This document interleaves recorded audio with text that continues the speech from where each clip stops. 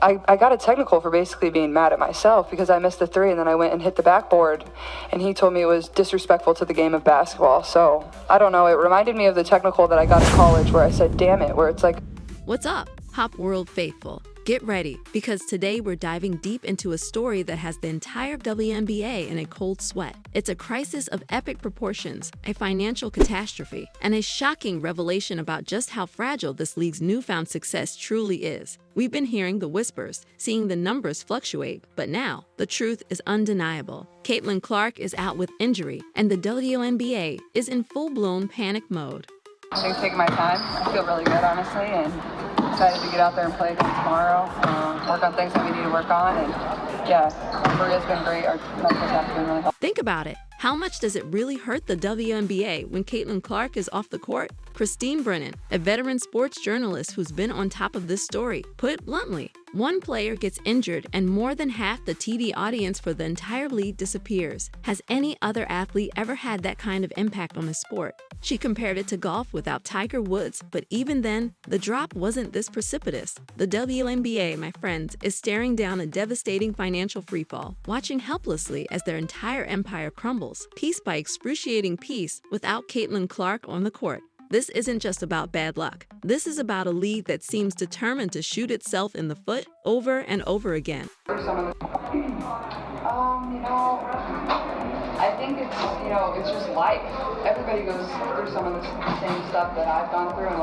Bafflingly, learned absolutely no thing about protecting the very player who single-handedly dragged them from obscurity into the blinding spotlight of mainstream attention. This is the story of a golden goose, injured on the sidelines, while the league that benefits most from her presence continues its stubborn refusal to acknowledge reality, costing them millions of dollars every single day. Let's talk facts, because in this age of manufactured drama and social media controversies, facts have become as rare as a sold-out WNBA arena without Caitlin Clark. When Clark was sidelined with a quad injury on May 24th, the harsh, undeniable reality of the league's dependence on one player was exposed for the world to see. And now, she's out again with a groin injury, a likely compensation injury from the first one, and we're witnessing a repeat of that financial nightmare. The numbers don't lie. When Clark missed 5 games earlier in the season due to her quad injury, the WNBA's viewership plummeted by more than 50% across the entire league, not just the Fever's games. This time, it's even worse. Nationally televised WNBA viewership has dropped by a staggering 55% since she's been sidelined. Games featuring the Indiana Fever, which averaged a phenomenal 1.81 million viewers with Clark, are now pulling in just 847,000 without her. That's a 53% nosedive for her own team's broadcasts. Let that sink in, 55% across the board. The league is Caitlin Clark. She is the WNBA, while Clark was busy doing what she does best: filling arenas to capacity, shattering television rating records, and generating unprecedented revenue. The WNBA was busy doing absolutely nothing to protect their most valuable asset, because apparently, when you have a player responsible for an estimated 26.5% of all WNBA economic activity, the logical response is to let opponents target her with impunity while lecturing everyone about basketball plays. The news is not just alarming for the league, it's terrifying. This viewership crash couldn't come at a worse time. At the end of this season, the WNBA enters crucial CBA negotiations. If these negotiations go well, every single player in the WNBA has a chance to make significantly more money in their next contract. But with half the audience vanishing when Clark is out, the players' leverage is evaporating faster than sweat on a summer court. The owners will point to these numbers and say, "How can we give you more when the viewership disappears the moment our biggest draw is out?" And here's where it gets even more infuriating, more ridiculous. A significant portion of the audience that stopped watching isn't just casual fans. A lot of people are actively boycotting the WNBA. They're refusing to give viewership to any other teams or players. This is special. Well, I'm just thankful I could bring them all here. I wouldn't be who I am if it wasn't for them. So, I mean, this is... No matter how much they might like individual athletes, because of how the media and the league itself have handled Caitlin Clark, and more importantly, how they've treated her fans. It's a silent, powerful protest, and it's hitting the league where it hurts most, their pockets. What's truly baffling is how this exact scenario has played out before, yet the league seems utterly incapable of learning from its own history. It's like watching someone touch a hot stove, get burned, and then immediately reach for it again, claiming they had no idea what would happen. This isn't Clark's first injury this season. She missed time with a quad strain earlier. To already be on her second injury barely a month into the season is deeply concerning. You don't want to become that player who's always hurt, like cough, cough Anthony Davis, cough, cough. For the long-term health of their golden goose, the Fever and the WNBA must prioritize her recovery, even if it means sitting her out through the All-Star break. The financial devastation extends far beyond TV screens. Ticket prices for Fever games have plummeted by a mind-boggling 71%. Some tickets that were once $860 are now going for a mere $250. The average ticket price for games Clark has missed fell from $137 to just $80, a staggering decline that screams volumes about who actually drives interest in this league. Road games, specifically moved to larger arenas to accommodate the insane demand for Clark tickets, are now struggling to fill venues that would have been packed to capacity with her presence. Remember the Chicago Sky vs. Fever rematch, one of the most anticipated games of the season, previously drawing 2.25 million viewers, making it one of the most watched WNBA games in history. Without Clark, ticket prices crashed from $210 to a pathetic $95. It becomes just another game, and casual fans, the very ones Clark brought in, have absolutely no interest. Congratulations to the WNBA. Some are saying your ratings are going to drop by 55% to 60% once again. The sentiment is clear. The WNBA has successfully broken Caitlin Clark.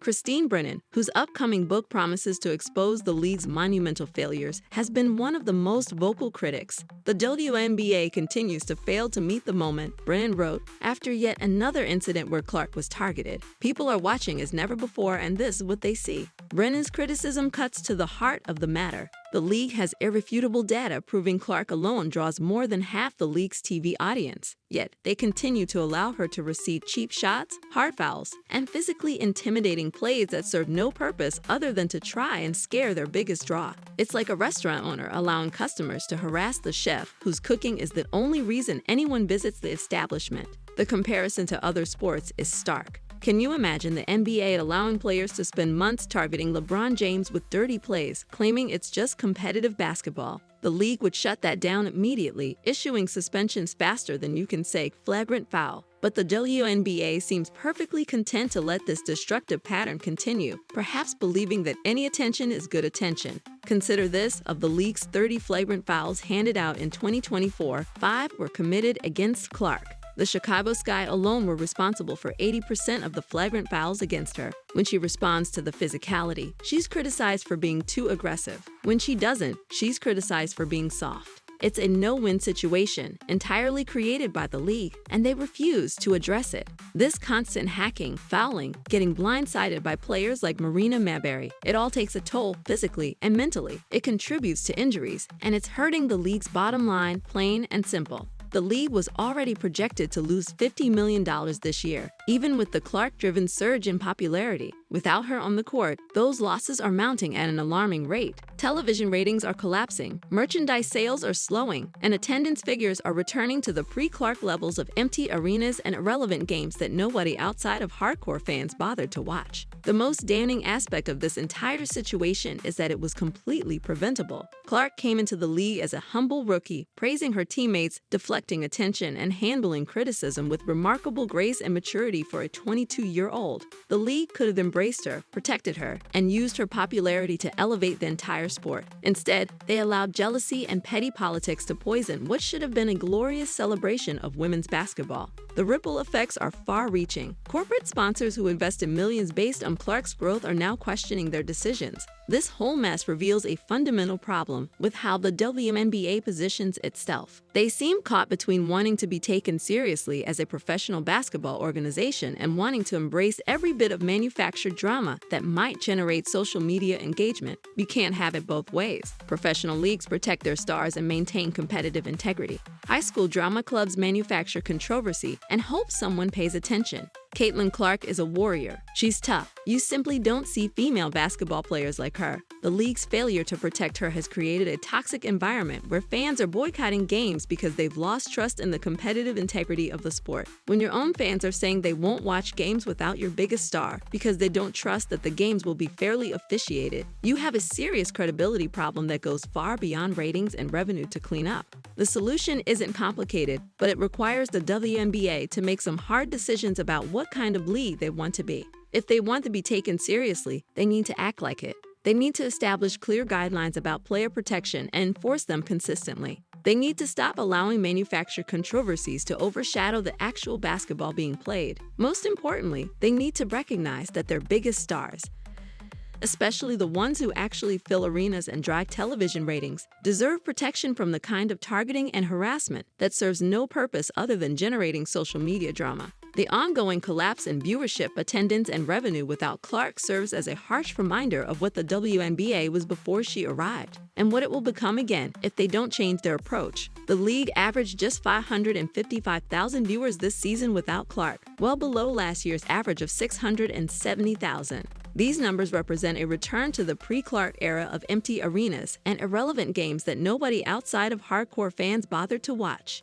What the media often misses, what we see walking to the games, are the thousands of kids, not just adults, wearing Caitlin Clark jerseys, not just Fever jerseys, but Iowa jerseys, jerseys from wherever she played. It's her style of play, yes, but it's the parents bringing their kids, filling those seats with future fans. That's the generational impact they don't grasp. The most tragic aspect of this entire situation is that it didn't have to happen this way. With proper protection and promotion, the WNBA could have used Clark's popularity to build a sustainable foundation for long-term growth. Instead, they created a house of cards that collapses the moment their biggest draw steps away from the court. Until the WNBA learns to protect and promote the players who actually drive interest in their league, they'll continue to cycle through these boom and bust periods where one player's presence or absence determines whether anyone bothers to pay attention. The question is, will the WNBA finally learn to protect their golden goose, or will they continue this destructive pattern until they've completely squandered the once-in-a-lifetime opportunity that Caitlin Clark's popularity has provided?